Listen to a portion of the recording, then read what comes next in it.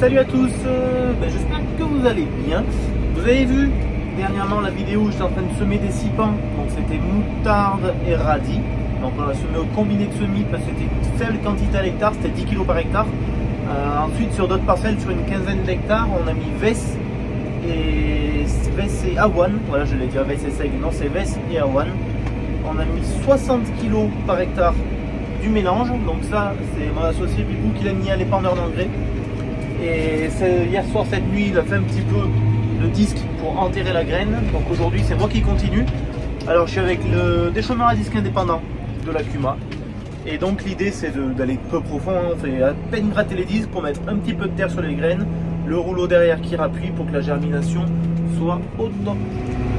Il tombe des gouttes, j'ai cru avoir une bonne idée en mettant un coup d'essuie-glace. Non, l'idée n'était pas si bonne que ça apparemment. Donc je suis avec le 313 avec le jumelage. Donc, comme vous pouvez voir, les disques qui grattent voilà, à 7-8 cm.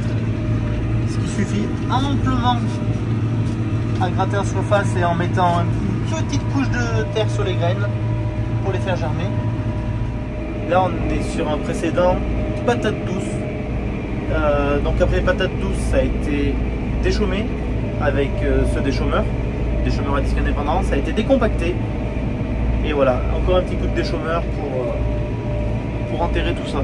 Ça c'est les patates douces qui ont été finies de récolter il y a seulement quelques jours, hein. Donc on a cette parcelle là, il y a une autre parcelle à côté de la ferme où il n'y a rien qui a été passé parce que le déchaumeur à disque était reparti à la Cuma. J'ai voulu essayer, enfin on a voulu essayer avec directement avec le décompacteur, ça bourrait, c'était pas la peine. Directement avec le déchaumeur à dents, ça bourrait, c'était pas la peine. Mais tant pis, on a attendu que le déchaumeur à disque indépendant soit disponible. C'est vrai que ça fait quand même du boulot. Alors je vais vous faire voir. Quand on fait les manœuvres en fait, oh putain, je me fais mal à la jambe en descendant.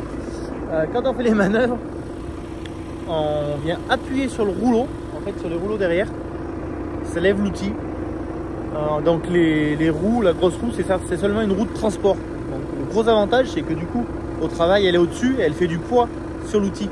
C'est important d'avoir du poids sur l'outil, surtout au mois de juillet, au mois d'août quand on va faire des déchaumages et que c'est sec, que c'est dur, qu'il y a de l'herbe qui a tiré. Quand on dit qu'il y a de l'herbe qui a tiré, c'est-à-dire qu'il y a de l'herbe qui a pompé l'humidité du sol et le sol devient super dur. Donc à ce moment-là c'est intéressant d'avoir du poids au-dessus de l'outil pour que les disques pénètrent le mieux possible. Ce déchaumeur à disque indépendant il est équipé d'un semoir, je m'en suis jamais servi et il n'était pas disponible quand on a voulu semer notre mélange moutarde radis. Donc je sais toujours pas si ça fonctionne bien ou pas. Un réservoir, une turbine si je vous dis pas de bêtises, la turbine qui envoie les graines dans les tuyaux. Hop. Et il y a des éclateurs qui sont positionnés juste avant les rouleaux. Donc ce que je sais de ce qu'on m'a dit là les utilisateurs de la Cuma, c'est que voilà, dans des petites graines, des petits mélanges, des petits dosages à l'hectare, ça fonctionne bien. Mais on ne peut pas mettre plus d'une certaine quantité à l'hectare, sinon il faudra avancer vraiment doucement. Et on n'aurait plus l'effet en fait désiré de projeter la terre, de faire un mulch, etc. Bon allez, on continue. Ah oui, donc on parlait du jumelage. Donc on a jumelé l'arrière avec les petites virolles pour que le tracteur fasse 3 mètres de large. On n'a pas jumelé l'avant. Pourquoi? Parce qu'à l'avant, il y a la masse, mais il n'y a pas énormément de poids sur l'avant. Et c'est surtout que si on jumelle l'avant, on limite énormément notre braquage, parce qu'après il faut modifier les butées de braquage. Et là, le tracteur, ça devient un train. Donc le jumelage avant, on le consacre uniquement aux conditions très difficiles, où là on peut dire, ouais, il y a besoin de jumeler à l'avant pour pas s'enfoncer, pour pas tasser, pour passer.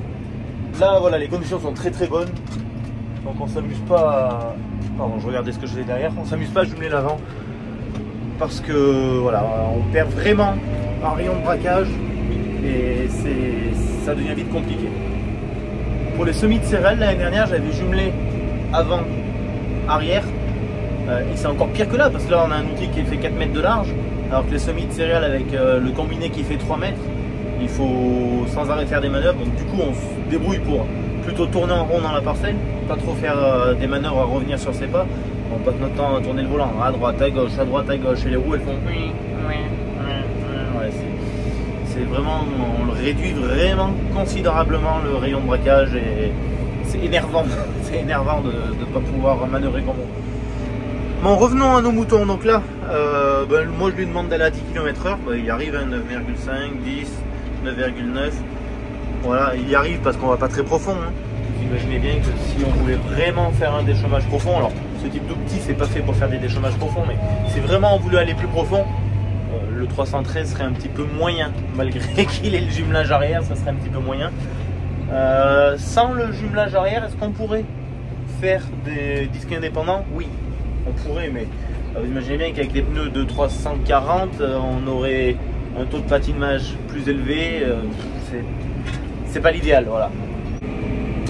Voilà, passer de l'autre côté de la parcelle.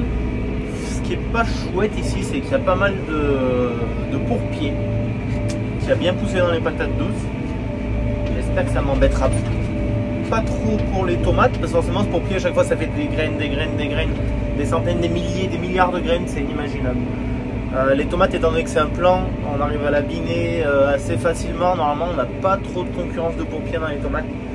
Mais là par exemple, faire un semis de basilic dans une parcelle pleine de pourpiers comme ça, même après un labour hein, bien sûr, il y a tellement des milliards de graines dans le sol que dès qu'on arrose et qu'il fait chaud, bam, le pourpier il pousse et ce qu'on a semé, ça pousse plus doucement que le pourpier, donc c'est compliqué.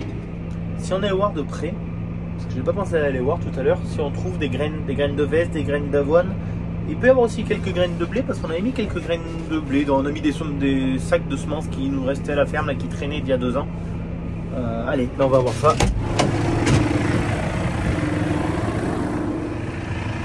Alors là, faut être attentif, mais là déjà, une avoine.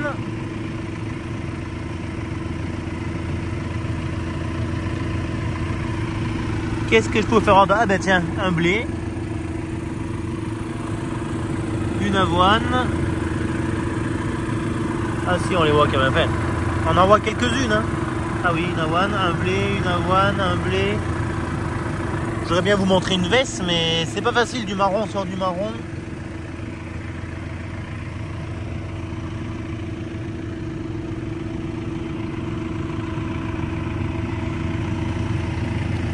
Il faut avoir l'œil. Ah ben là regardez, une veste.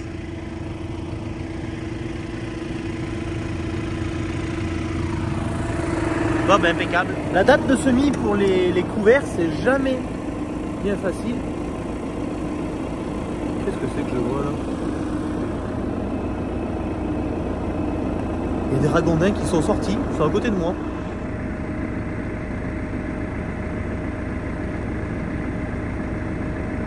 Ah ben ils font leur vie tranquillou. Bon les gars, je suis là.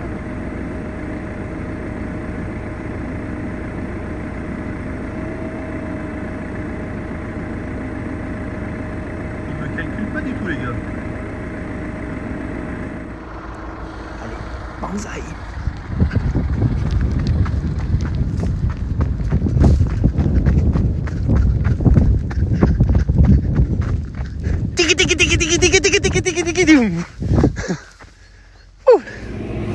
Désolé, ils m'ont perturbé ces ragondins. Donc je disais oui, les dates de semis découvert, les dates idéales pour moi, hein, de toute façon c'était pas valable de partout, c'est ce que j'ai vu et ce que je pense, c'est entre le 20 août et le 15 septembre. Semer un peu trop tôt, on se rend compte que ben, s'il pleut, ça germe, c'est une bonne chose, mais il y a beaucoup d'herbes qui poussent dedans. Beaucoup de kénopodes, d'ambroisie, datura, xanthium. Alors que si on sème un peu plus tard, à partir de fin août, toutes ces herbes déjà elles poussent beaucoup moins. Là maintenant c'est presque un peu tard, mais les patates douces elles n'étaient pas récoltées, donc forcément on va pas semer le couvert avant d'avoir récolté. Donc voilà, après on s'adapte. J'ai d'autres parcelles on aurait pu semer avant, mais on était occupé ailleurs, donc ça n'a pas été notre priorité, c'est pour ça qu'on est un peu en retard. Forcément ça nous pénalise un petit peu notre couvert parce qu'il va moins se développer. Et c'est comme ça, on peut pas être au four et au moulin, on peut pas être de partout. Bon, sur ce les amis, j'espère que cette petite vidéo vous a plu. Et puis je vous dis à très bientôt dans une prochaine vidéo. Prenez soin de vous. Ciao ciao.